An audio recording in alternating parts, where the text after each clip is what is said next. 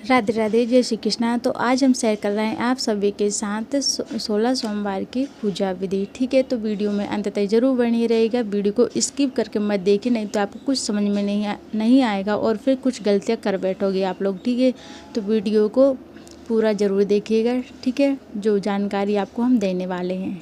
ठीक है, तो आपको सबसे पहले 16 सोमवार स्टार्ट।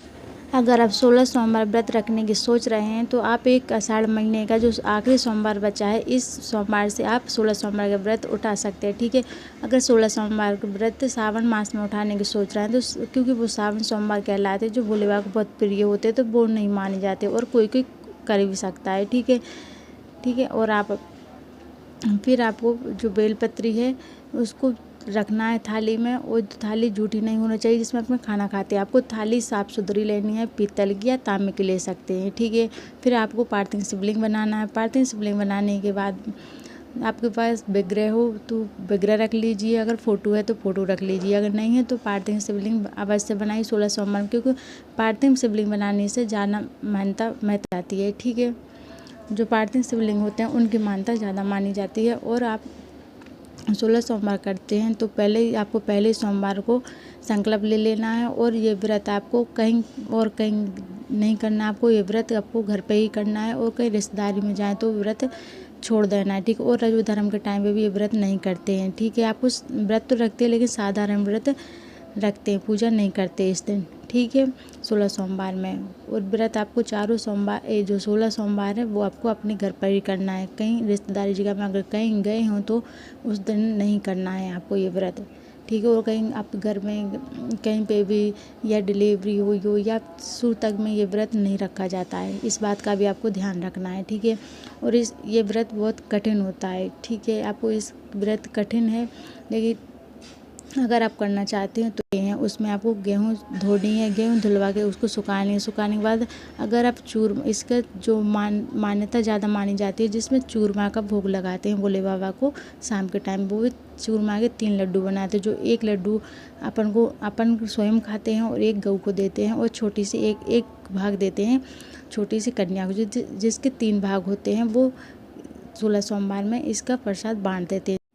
और जो कुछ जानकारी है खास सबसे ज़रूरी है, आपको इस दिन किसी की बुराइयां नहीं करनी है, और ज़्यादा से ज़्यादा आपको हरि शिव नाम का गुणगान करना है और इनका मंत्र जाप करना है। ठीक है, फिर आपको 16 सोमवार की जो पोथी है उसका भी पाठ करना है। ठीक है, उस कथा कुछ अवश्य सुने। 16 सोमवार के अगर व्रत रख रहे हैं तो आप 16 सोमवार की कथा बिना ये पूजा पूर्ण नहीं मानी जाएगी। ठीक है, फिर आपको जो दूध अभिषेक पंचामृत से अभिषेक करना है भोले बाबा को, गंगा जल से स्नान कराना है, फिर आपको सादा जल से स्नान कराना है। फिर आपको जो भोले बाबा के डमरू त्रिशूल जो भी हो आपको वो प्रिय हैं, जो भोले बाबा को भांग धतूरा वो सब पूजा में रखना है आपको। ठीक है, आपको घी का दीपक जलाना है, गाय का दीपक का फूल अवश्य चढ़ाएंगे। मुझे कनेर का फूल मिला नहीं था इसलिए मैंने नहीं चढ़ाया। ठीक है, तो आप कनेर का फूल तो अवश्य चढ़ाइए, और सफ़ेद फूल और ज़्यादा प्रिय भोले बाबा को। ठीक है, कनेर का फूल मनोकामना को पूर्ण करता है, और जो 16 सोमवार व्रत रखते हैं ये भी मनोकामना को पूर्ण करता है। ठीक है, इस बात का आपको ध्यान रखना है। अगर आप हलवे का या खीर का या बेलपत्र का ऐसा व्रत रख रहे हैं तो या एक बेलपत्र खा के रहेंगे या खीर खा के रहेंगे, तो आपको जो भी प्रसाद बना रहे हैं आपको इस बात का ध्यान रखना है। पहला भाग गऊ को निकालेंगे, दूसरा कन्या को, जो आखिरी भाग रहेगा वो आप स्वयं खाएंगे और वही खा के पानी पी लेंगे। और ठीक है, दूसरे दिन आपको दूसरे दिन नमक खाना, लेकिन 16 सोमवार में व्रत में नमक नहीं खाया जाता, इस बात का आपको ध्यान रखना है। ठीक है, और 16 सोमवार में आपको संडे के दिन सिर धो लेना है। एक दिन पहले सोमवार को सिर नहीं धोना, क्योंकि 16 सोमवार व्रत रख रहे हैं तो बहुत ज़्यादा कठिन, और इसकी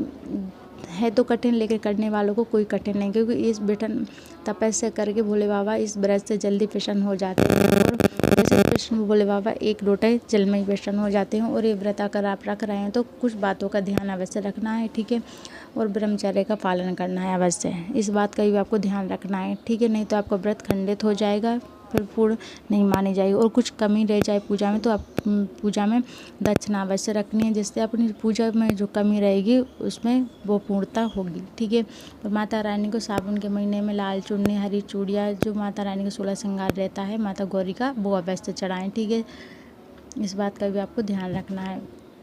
और ये पूजा शाम को प्रदोष काल में होगी, ठीक है। 4 बजे से आप स्टार्ट कर सकते हैं। पूजा में कम से कम 1 घंटा लगता है, तो आपको पूजा में 4 बजे से स्टार्ट कर देनी है, ठीक है। और चूरमा का भोग अवश्य लगाएं भोले बाबा को। अगर चूरमा का व्रत रख रहे हैं आप तो चूरमा का भोग लगाएं, ठीक है। जिससे ये व्रत प्रदोष काल में करेंगे शाम के टाइम में तो ज़्यादा पुण्य फल मिलेगा और मनोकामना भी शीघ्र पूर्ण होगी, ठीक है। इस बात का आपको ध्यान रखना है।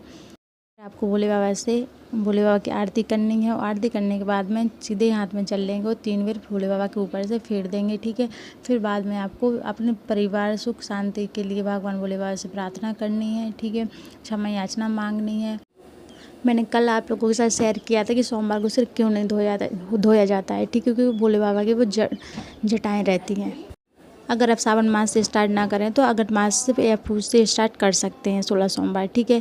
अगर आप सभी को ये वीडियो थोड़ी सी भी हेल्पफुल लगी हो, आप हमारे चैनल पर नए हैं तो सब्सक्राइब करें और शेयर करें सभी के साथ, और कमेंट में हर हर महादेव जरूर लिखें। राधे राधे, जय श्री कृष्ण।